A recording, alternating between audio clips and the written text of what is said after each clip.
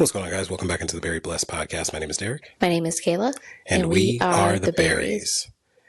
All right, so today we are going to talk about life, but specifically finding purpose. And not just purpose just like as a whole, but finding purpose on a daily basis. So many times in life, we can get into this routine and we get into this kind of every day is the same, almost like Groundhog's Day, where it becomes hard to find motivation and to find purpose behind just what we're doing on a daily basis. A couple of real quick examples of that, and I know that Kayla and I have talked about this, is with our jobs.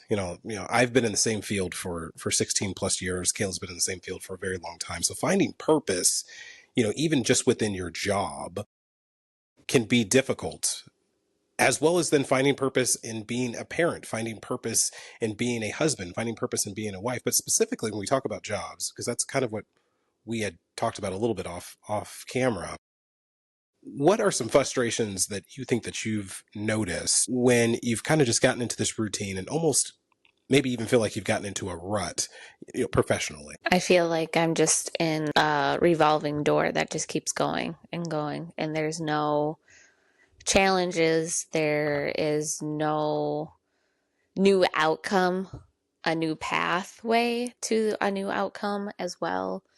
I feel like also when you're like so like in a routine, you kind of look back and it's like, okay, I do this every single day for 40 hours a week, 5 days a week. I don't work the weekends, but you also include holidays or time off and stuff like that. But just like looking back and it's like, okay, you do the same thing over and over. And some people don't mind that. Some people work in a factory and they literally do the same thing over and over, whether it's producing product or making sure product is good on the line before it gets hit to the stores, from the factory to the truck to the store. There is jobs out there that are repetitive.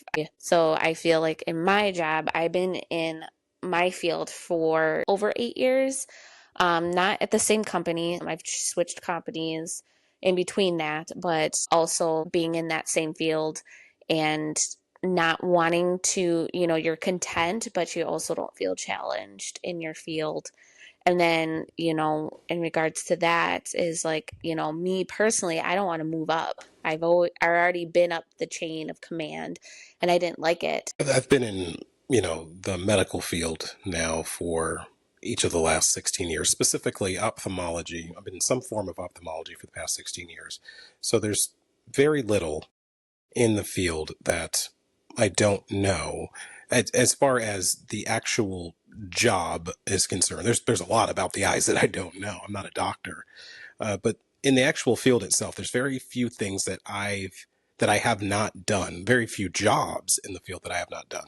And much like you, I've switched companies. I've been with the same company now that I'm at now for over 5 years. But in the actual grand scheme of things, I've been with a lot of different companies. And even switching companies, there's a change, there's a difference in the way that people do things and the way that companies operate. But still, when it comes down to it, it's pretty much the same thing that you're doing on the day in, your day out. So the question becomes, how do we find ways of having that feeling of being fulfilled? How do we find ways of being able to still enjoy what we do, even though it's become so repetitive and even though you feel like you're stuck in a rut? And there's a couple of kind of recommendations, I guess, that I would make. And the first one would be just finding small wins on a daily basis. So beginning to set goals. And again, this is daily, not on the grand scheme of things, but daily, setting goals, things that you want to accomplish on a daily basis. And when you hit those goals, there is that feeling of accomplished. If you get to a point where you feel like even that is becoming stagnant, then I think it's time then to start questioning yourself and questioning, what are your bigger goals? Like what's the big picture? Sometimes we're encouraged to make these vision boards, or we just have the thought in our head that we can or want to be X. So, like, let's say, from childhood, maybe I wanted to become a police officer. It's a very common one. Well, when you don't achieve that goal and you end up going off and doing something else completely different, there's nothing wrong with that. But do you actually enjoy what you're doing? Is police work something that you actually wanted to do, or was that just kind of a dream because you saw it on TV? Is what you're doing now, the position that you're in now, is it stagnant because you're not enjoying it? Or is it stagnant because it's just not somewhere that you want to be? And I think that's the big difference that you have to kind of differentiate.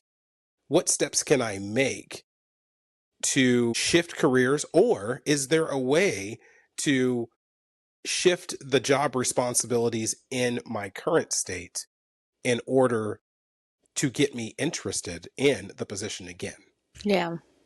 I mean, when I first started working, like an actual real job, I got my CNA license. So I was a CNA for, I think, about 4 years, 3 to 4 years. And then I went from a CNA to a service manager, two different opposite pathways. So I was a food service manager for a while, and then I worked into property management. So that's where I'm currently at. So, you know, if you do, I feel like if you are kind of stuck in that rut, kind of reevaluating of your position, like, oh, can I move up? Do I want to move up? Or change course if there's like going back to school option, or taking just more classes to get, certified in other areas where there might be doors to open for you. If you get these certifications, I can go down this route. Or, it just really depends. But at the end of the day, it's just finding that purpose on what you want to do, what makes you happy, or just being content in your current position. Yeah, I think a lot of people will look at their current situation and just say, I'm stuck. There's nothing I can do. There's no way out of it. I'm just going to have to continue to live this way. I'm just going to have to continue to work this way. And this isn't just about work. This could be, a relationship that you're in. If you were once happy in it and no longer are happy in it, find a way to be happy again. And how do you do that? Well, it starts with conversation. It starts with having a conversation with your spouse or your significant other and saying, hey, we used to do these things. We don't do these things anymore. And I think if we got back to those things, that perhaps, we could be happy. Maybe both of you have changed, though. Maybe the relationship has evolved so much to where those old things are no longer something that's even on the table anymore. So then what new things can you discover together, in order to kind of grow the relationship and take it to the next level? It's kind of the same attitude.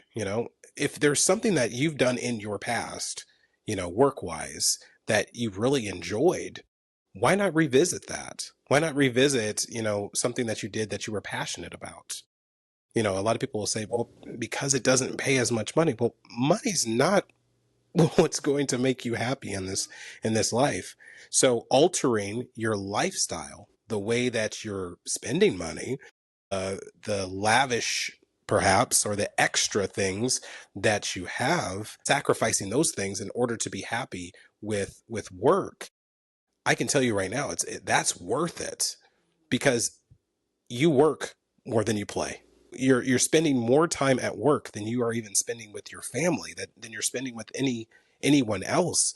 So you might as well be doing something that you enjoy, because the reality of it is, most people are not going to stop working until somewhere around age 60, 65. The average American only lives to be about 77 years old. So that gives you what?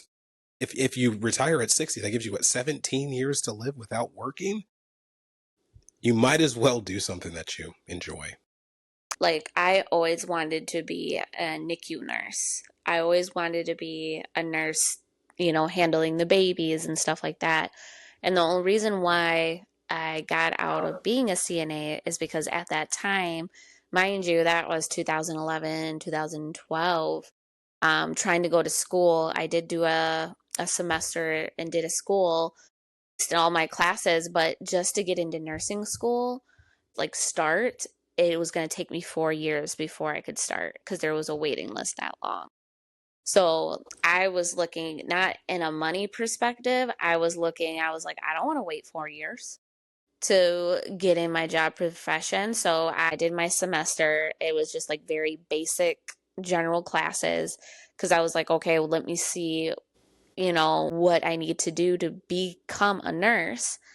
And it was, at that time, 4 years before I could even start touching anything, in that field. And I was like, looked around, I'm like, I'm not going to wait 4 years.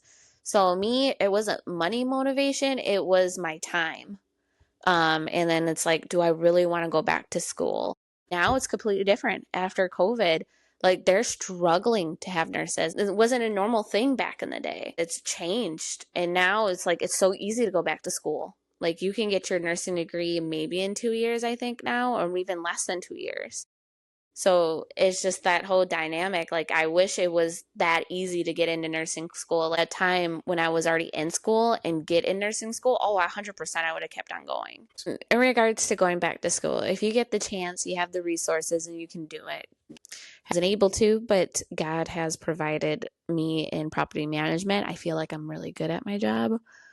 People always tell me I'm good at my job, but, also kind of looking into jobs. If it's not a job, it could also be a hobby, a side job or something that you're passionate about, of like painting or crocheting or and knitting, making outfits and, selling those. Like that can be like also somebody's dream. It doesn't have to be like in like a full-time thing. It can be something on the side too.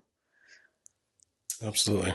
Well, we're up against it. I have to catch a flight here soon. So we will see you for the midweek. Don't forget to like, comment, subscribe, and share. But until next time, my name's Derek. My name is Kayla, And and we are we the are the Berries. Berries. Bye, God bless. guys.